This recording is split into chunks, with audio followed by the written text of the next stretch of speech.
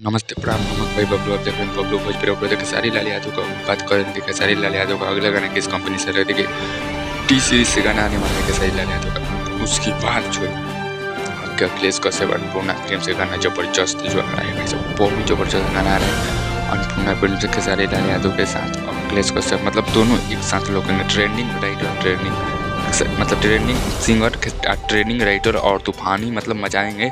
और डिम्पल सिंह के साथ जो है 1 साल हो गया है गाना को शूटिंग गई है।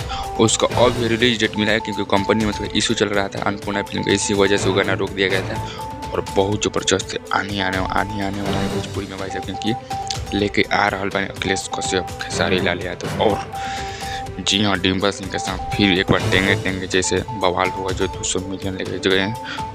फिर उनके बाद कौन मिलियन लेके जाएंगे वो तो आप लोग जाएंगे। लेकिन अगला गाना टी सीरीज के उसके बाद जो अगला गाना है अन्नपूर्णा फिल्म से बहुत जल्द जो आ रहा है। चलिए मिलते हुए कुछ अपडेट ले।